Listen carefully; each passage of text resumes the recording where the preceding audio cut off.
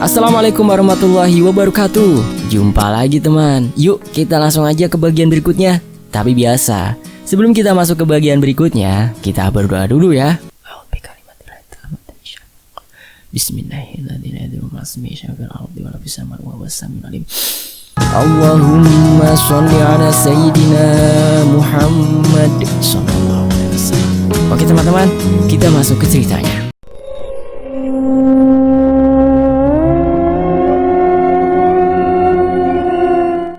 Beberapa hari selanjutnya, waktu menunjukkan pukul 8 pagi. Waktu itu hari Minggu. Aku sempetin buat beres-beres rumah. Yang pertama aku bersihin itu gudang. Ya, yang namanya gudang pasti sangatlah kotor. Banyak sarang laba-laba dan debu di mana-mana. Awal bersihin gudang mah biasa aja, nggak ada hal mistis atau apapun. Semua barang yang menurut aku udah nggak kepake, aku keluarin semua. Nggak jarang bapakku protes buat jangan buang semua, pilih yang nggak penting aja. Dan yang itu jangan dibuang ya, yang ini juga. Lah yang ini kok malah mau dibuang juga sih, gimana? Ini masih bapak pakai kok.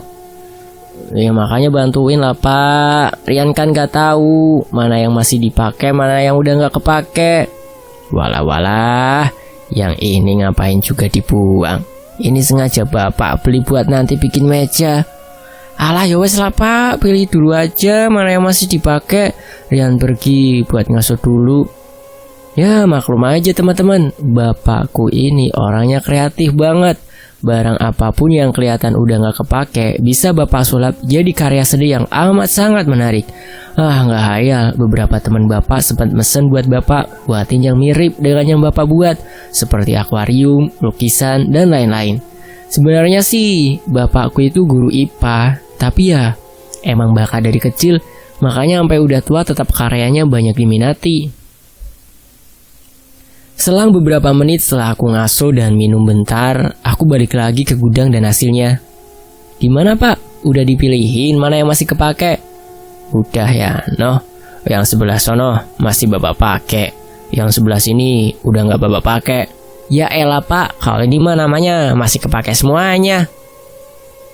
Ya mau nggak mau aku masukin lagi lah tuh barang yang menurut bapak masih pakai dan yang menurut bapak udah nggak kepake.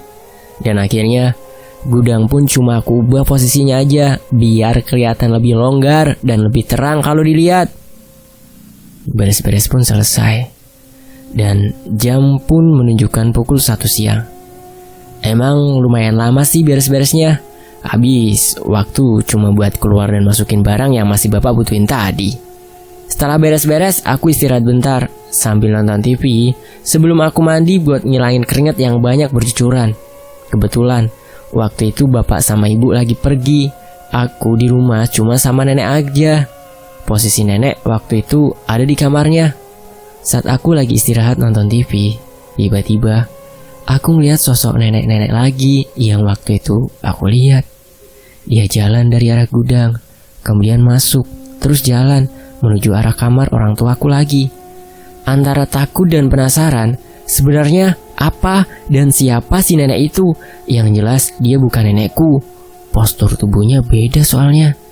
Pertama, aku liatin dulu. Begitu nenek itu masuk kamar, aku pelan-pelan nyusulin. Dari kamar orang tuaku, terdengar suara lemari orang tuaku ada yang ngebuka. Aku pun berpikir dalam hati, siapa ya dia? Maling apa bukan? Kan bapak sama ibu lagi pergi. Bodoh ah. Kalau demit ya aku langsung lari aja. Kalau maling ya mau aku tangkap langsung aku seret keluar. Tanpa pikir panjang, aku buka tuh kamar orang tuaku dan aku gak ngeliat ada siapapun di dalam. Hanya angin yang berembus akibat dari lemari yang tertutup tadi. Aku masih penasaran dan tetap aku selidikin semua yang ada di kamar orang tua. Jangan ditiru, ini namanya sembrono.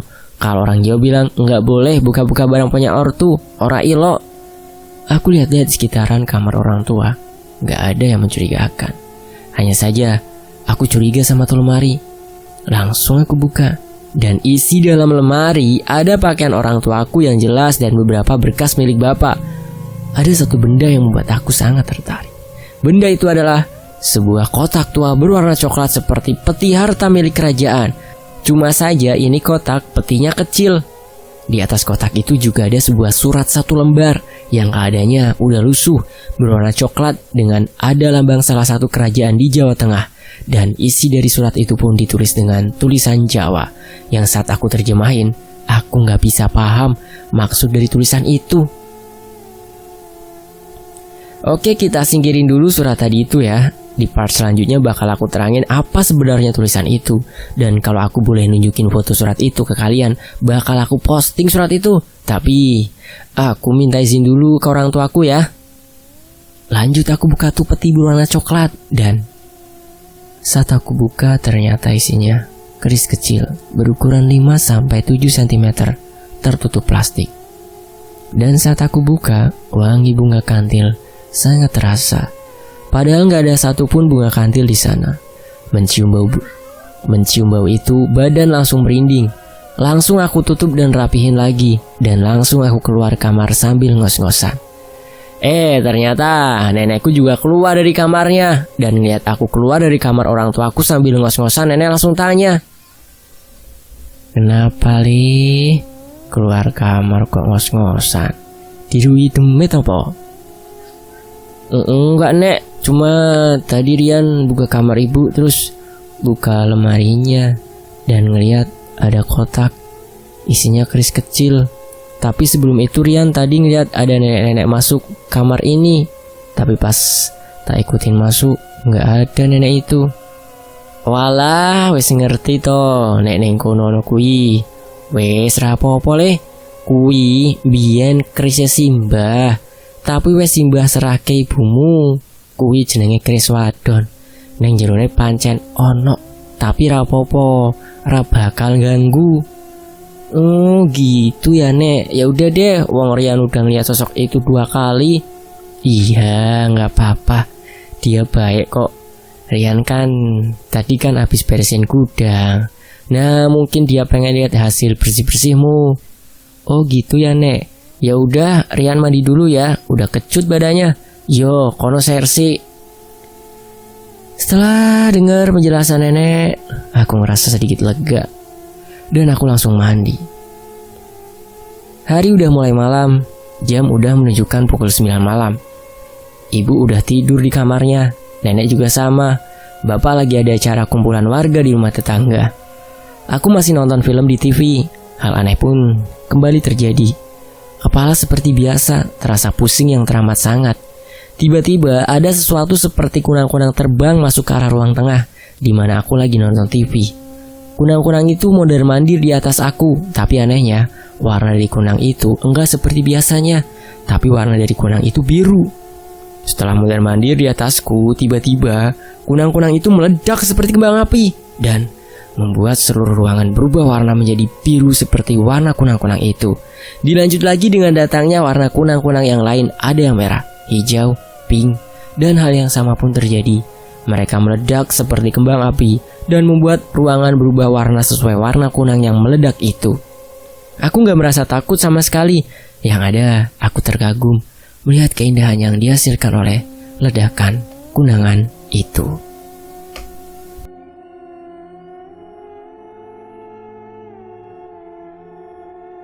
Sesuai janjiku kemarin mengenai surat yang aku temuin di dalam lemari orang tuaku dan dapat izin buat posting.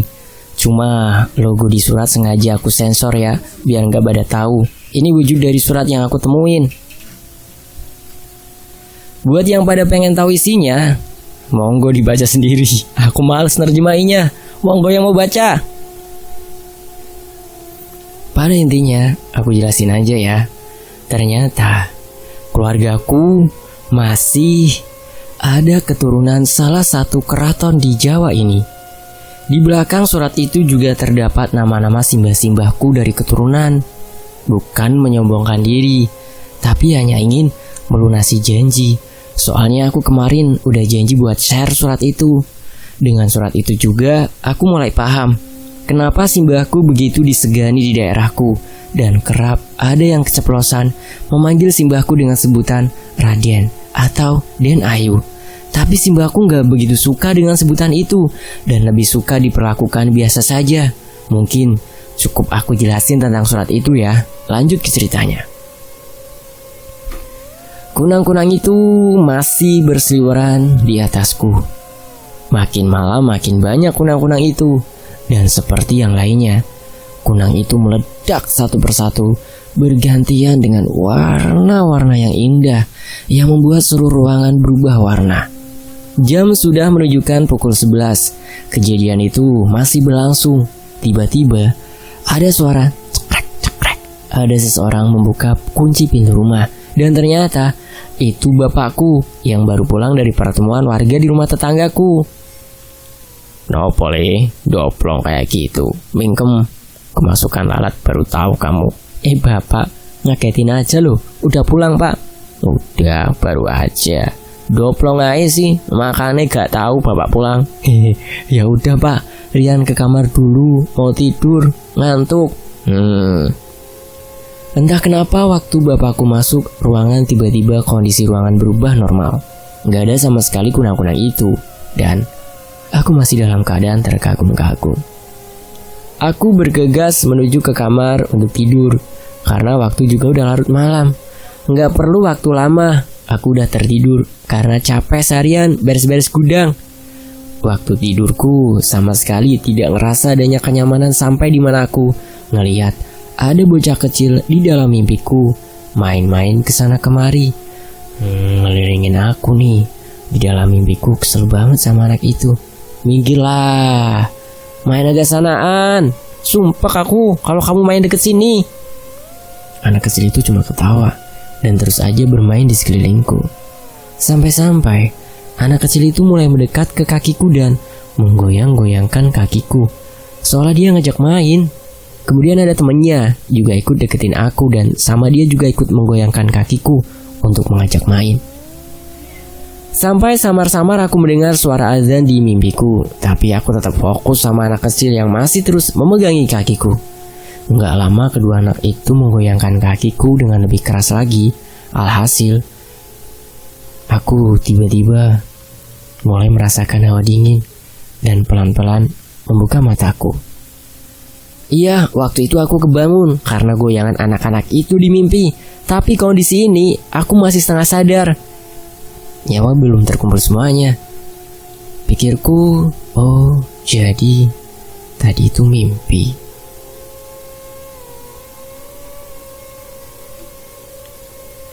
Dalam keadaan setengah sadar, tapi masih ada yang aneh. Aku masih merasakan goyangan di kakiku. Dan aku fokuskan pandangan ngelihat kakiku. Betapa terkejutnya ternyata anak yang ada di mimpiku ada di dunia nyata. Langsung aku loncat dan tersadar 100%. Dan mereka berdua pun hilang. Dan terdengar jelas suara iqamah dari musola. Langsung aku cepet-cepet buat ambil wudhu dan sholat subuh berjamaah. Kejadian itu terus berulang selama beberapa hari dan sampai sekarang pun kadang masih terulang. Karena aku merasa ada yang aneh, aku kemudian tanya sama nenekku. Mungkin nenek tahu tentang kejadian yang aku alami. Nek, boleh tanya sesuatu? Takon opo tole dang ceritoho. Gini nek, Rian kok beberapa hari ini sering ngimpi ada dua anak kecil yang main deket Rian terus goyang-goyangin kaki ya. Alale, paling ya mung mimpi elek, gak popo. Mulane nek meh bubu ya maca doa sik ben mimpine apik. Rian udah baca doa kok nek. Jal sing mbah takon. Pas digoyang ke sikile, Rian langsung tangi ora? Ya jelas langsung bangun lah. Lah terus jam piro pas tangi? Sekitar jam 5 lebih. Pas mangsane sholat to kuwi. Iya nek, waktu sholat. Tapi kalau Rian bangun jam 4, sosok anak itu gak ada nek. Iya yo, mbah saiki wes paham. Wes, ora usah wedi. Kuwi koncone Mbah Kakung. Lah, kok malah temennya Simbah sih nek? Iya, Simbah Kakung. Biyen wes tau ngomong, nek omah iki pancen dikai penunggu nggo ngamanke omah iki. Salah sijine se ono nang kres kae. Jadi nek upamane Rian tangi munjuli jam subuh, mesti sosok mau metu nganggo garian bendang sholat subuh. Oh gitu toh Nek. Ya udah Nek, makasih ya penjelasannya. Jadi intinya, sosok yang muncul di mimpiku cuma mau ngingetin kalau waktu jam sholat udah hampir habis. Makanya mereka membangunkanku biar nggak ketinggalan waktu sholat.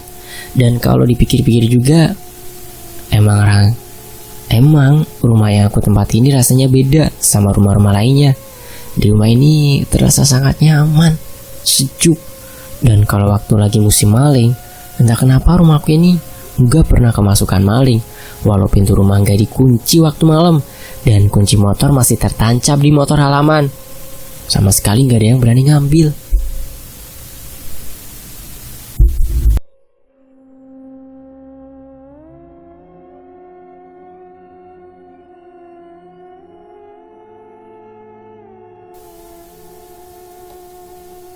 Beberapa hari kemudian, sepulang sekolah, aku janjian sama teman-teman buat jalan-jalan sore keliling kampung.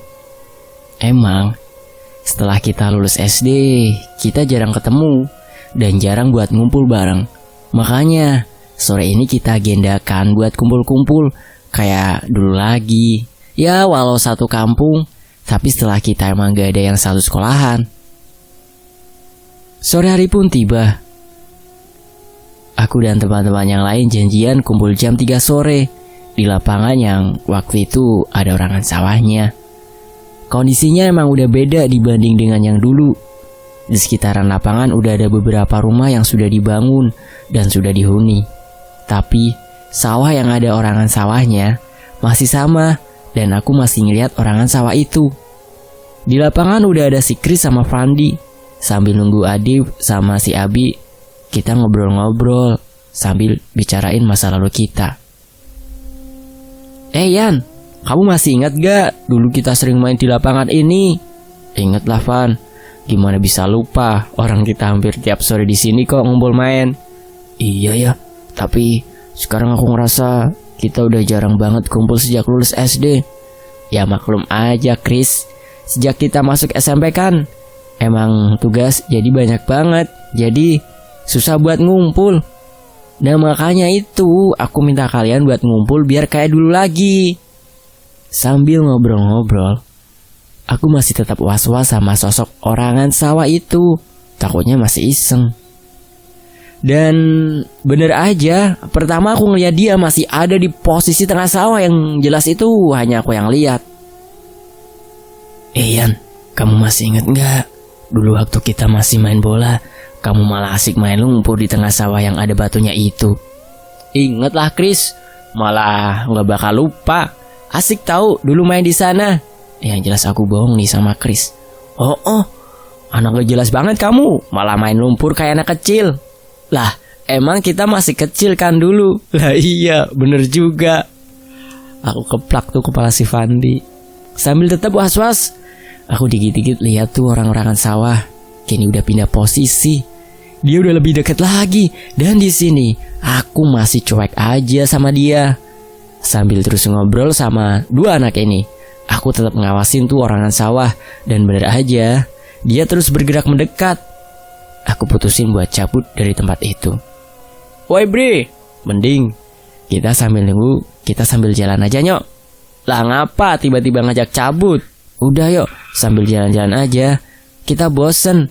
Aku cuma diem aja di sini. Bentar, si Adif sama si Abi belum datang. Iya bener, tuh kan kita janjian di sini. Alah kelamaan, ntar di chat aja lokasi kita di mana. Akhirnya mereka juga setuju. Kita mulailah jalan-jalan menyusuri kampung sambil nginget masa kecil kita dulu. Sering pergi kemana aja, jalan kemana aja. Kita terus ngobrol kesana kemari. Aku juga nyuruh Fandi buat chat si Abi sama si Adif. Dan ternyata mereka gak jadi datang. Soalnya si Adif ada tugas kelompok yang mesti diselesain, dan si Abi ada keperluan keluarga mendadak. Gak lama setelah kita jalan, tiba-tiba hujan mulai mengguyur. Aku dan teman-teman neduhlah di pos ronda sambil duduk-duduk. Wah, gila ya. Baru aja asik jalan sambil ingat masa lalu, malah hujan. Alah, syukuri aja Chris. Masih untung dikasih hujan. Coba kalau panas terus nggak ada air, mau gosok gigi pakai apa kamu? Pakai pasir. Iya sih. Yang penting kita masih bisa neduh dan nggak kebasahan. Hujan mengguyur lumayan lama. Kita kondisi udah bosan nungguin hujan yang tak kunjung reda. Aku dengar ada langkah kaki dari kejauhan yang mendekat ke arahku. Pikirku mau numpang ikut pulang buat ambil payung dan balik lagi buat jemput Chris sama Fandi. Soalnya hari mulai perlahan menjadi gelap ditambah mendung dan hujan. Chris, kayaknya bakal ada orang yang lewat. No, ada suara langkah kaki. Ntar aku ngikut dia dulu ya buat ambil payung, terus aku jemput kalian. Hah? Mana Yan? Emang ada suara langkah kaki? Aku gak denger. Masa sih Chris? Jelas banget kok tuh. Kamu denger gak Van? Ngaco kamu Yan pasti. Orang sepi gini kok. Gak usah banyak lamun makanya. Udah tenang aja, bentar lagi juga reda nih hujan. Aku mulai ngerasa aneh. Masa iya cuma aku yang dengar suara langkah kaki itu? Padahal jelas banget kalau suara itu mendekat. Aku dengar suara itu dari sebelah kanan. Kalau didengar jarak masih agak jauh. Cuma kedengeran dengan kaki yang beradu sama jalan yang becek. Aku coba nengok ke kanan, ngeliat ke arah sumber suara itu. Dan hasilnya, aku berhasil dibuat kaget oleh sosok dari sumber suara itu. Gimana gak kaget? Sosok yang aku lihat itu yang jelas bukan manusia. Sosok tinggi besar, mengenakan jas hujan, sedang berjalan sambil melompat kecil dan membawa payung. Tapi tidak digunakan, malah dibuat mainan. Payung itu diputar-putar seperti anak kecil sedang bermain dengan riangnya di bawah hujan. Dan yang membuat aku syok berat, sosok tersebut tidak memiliki kepala alias buntung. Tanpa basa-basi aku langsung lari, gak mempedulikan mereka berdua. Woi, ngapa kamu lari? Lihat apaan kamu? Wah, sedeng kayaknya tuh anak ya. Wah, sedeng kayaknya tuh anak ya. Ya udah yuk, kita juga ikut pulang. Udah mau maghrib nih, ntar malah kemalaman lagi. Ya udah ayo Van. Sambil lari aku tetap sesekali ngeliat belakang. Takutnya sosok itu malah ngejar sampai rumah, malah berabe. Tapi ternyata makhluk itu udah hilang, gak ada jejaknya. Yang aku lihat cuma si Chris dan Fandi yang nyusulin aku dari belakang. Woi Yan, ngapain kamu lari? Bilanglah kalau pengen pulang. Gak kayak gitu buat kaget aja tiba-tiba lari. Hehe, sorry Chris. Abis gak sabar nunggu reda. Ya, ngomong dong makanya, biar bareng lah. Ya udah sorry, gini aja. Ntar malam kita main aja ke rental PS gimana? Oke lah ayo, jam 7 on the way ya. Oke siap. Kita ngobrol sambil lari. Dan sampailah aku di rumah. Langsung mandi terus istirahat sambil nunggu jam 7 malam datang. Sebelum jalan-jalan, aku sempetin nunggu tukang sate yang biasa lewat depan rumah habis maghrib. Dan akhirnya tukang sate datang. Namanya Salim. Udah lumayan berumur lah, waktu itu sekitar 30 tahun. Tapi aku ngerasa sedikit aneh. Mukanya kayak ketakutan abis dikejar apa gitu. Woi bang, beli sate. Biasa ya, bumbunya banyakin. Kamu Yan, kagetin aja sih. Lah kamu kenapa bang? Kayak orang kesetanan gitu. Abis ngeliat setan apa shock dicium sama Mbak Kunti di sana? Aku baru aja dikejar setan Yan. Ambil aja nih gerobak sate ngejungkel di selokan sono. Saking takutnya aku. Lah emang abang lihat apaan bang? Tadi aku di sana dikejar sama. Kalau dilihat dari mukanya sih Salim, jelas dia takut banget. Gimana enggak? Keringat segede biji jagung terus keluar waktu aku tanyain. Dikejar apaan bang? Udah sini duduk dulu, ambilin minum mau? Ya udah, boleh tuh, susu ya tapi. Aduh, nawar lagi minumnya. Ya terserah aku lah mau ngasih minum apa. Sekali lah Yan. Biasanya juga aku kasih lebih kok kalau kamu beli sate. Iya bentar. Iya aku ambilin. Tapi ntar satenya dilebihin ya.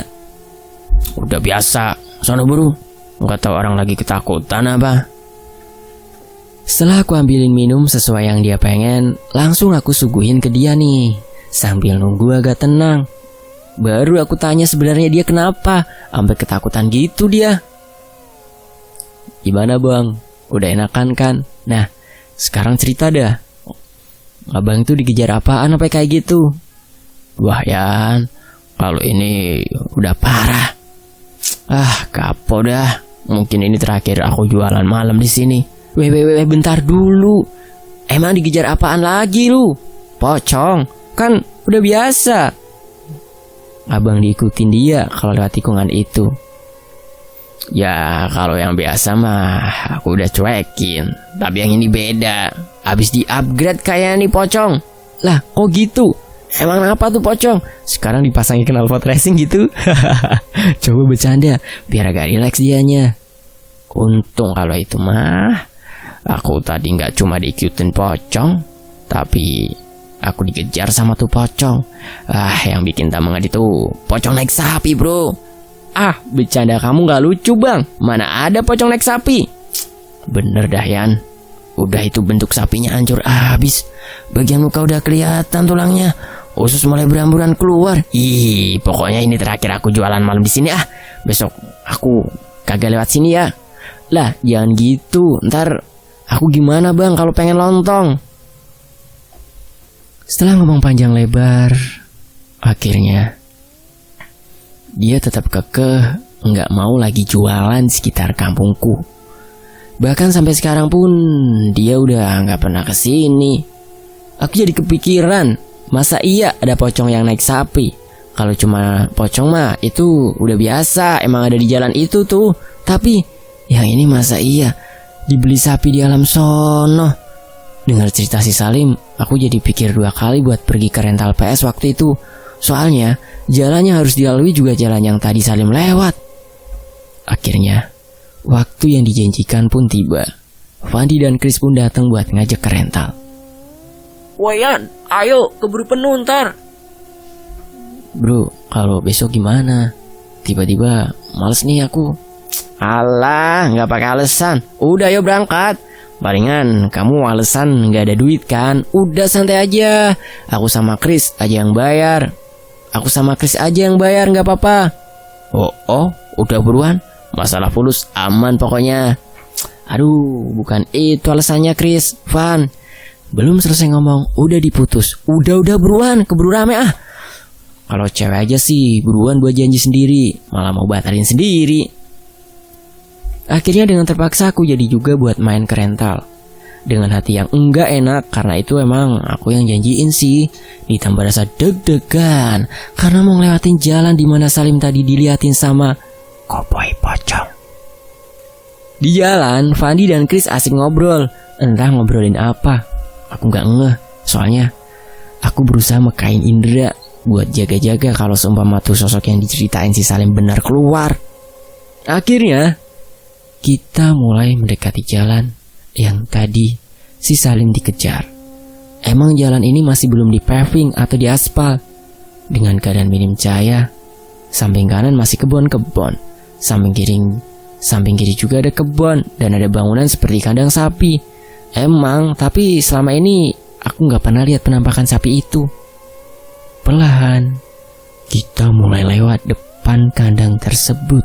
Tiba-tiba bau anyir mulai aku rasakan. Dan dengan bebarengan kepala jadi pusing. Tapi sepertinya si Fandi dan Chris nggak ngerasain itu. Bau anyir mulai makin menyengat dan samar-samar aku mulai dengar suara. Tapi aku belum yakin kalau itu suara sapi. Soalnya masih kedengeran samar-samar. Aku cobalah buat tanya si Fandi buat mastiin suara itu. Weh Pan, kamu dengar suara sapi nggak? Perlu diperiksa tuh kuping kamu. Di sekitar sini mah nggak ada yang pelihara sapi. Iya aku tahu. Makanya aku tanya sama kamu, dengar suara sapi nggak? Ya logikanya aja Yan. Kalau nggak ada yang pelihara sapi, mana ada suara sapi di sini? Berarti kamu masih waras, kirain. Dasar nggak jelas kamu, kata Fandi. Sesuai dugaanku, si Fandi pasti gak denger. Dan aku mulai mekain telingaku, dan suara itu kembali terdengar. Kali ini suara itu terdengar lebih jelas. Ditambah bau busuk yang mulai mencabik-cabik hidungku. Wah, gak beres nih. Aku mulai ngeliat sekitar. Di kebun samping kanan gak ada apapun kecuali pohon dan kunang-kunang. Samping kiri yang mulai aku was-was nih.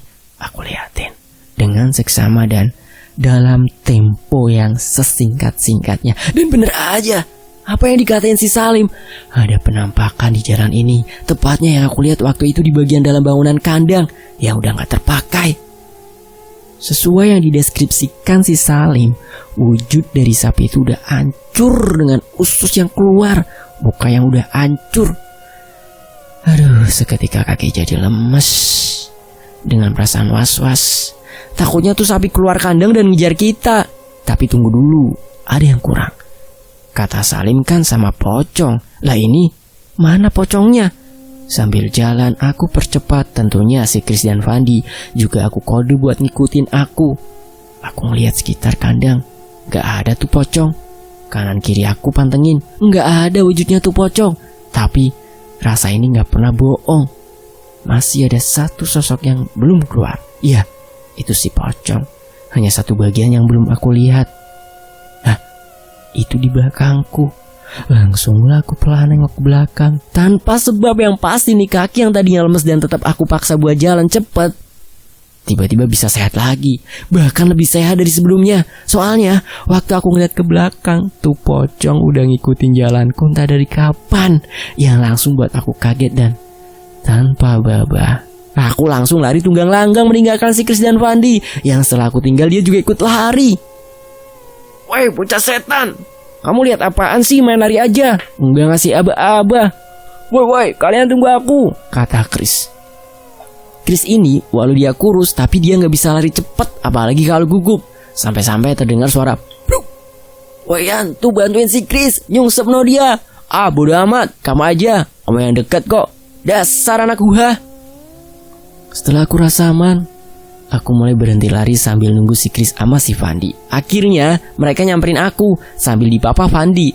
Si Chris jalan agak pincang sambil megangin sandal jepit yang udah putus. Lah kenapa Chris? Itu sendal kenapa juga bisa sampai putus? Kenapa? Aku jijilin sendal baru tahu kamu. Gara-gara kamu nih si Chris jadi nyungsep. Kok aku sih? Iya deh, sorry. Udah gak apa-apa. Tapi kamu kenapa sih tadi lari? Aku pun nyeritain semua yang aku alami tadi. Dan berencana pulang dari rental PS nanti kita berjalan muter agak jauhan, biar gak ngelewatin jalan itu lagi. Oh ya teman-teman, kalau teman-teman ngerasa ini cerita dibuat-buat, itu hak kalian. Tapi ini aku cerita sesuai yang aku alami, kisah nyata. Oke, makasih. Lanjut besok lagi ya, atau lanjut di bagian berikutnya. Admin undur diri dan wassalamualaikum warahmatullahi wabarakatuh. Sampai jumpa di bagian berikutnya. Tetap di Fakta Sejarah.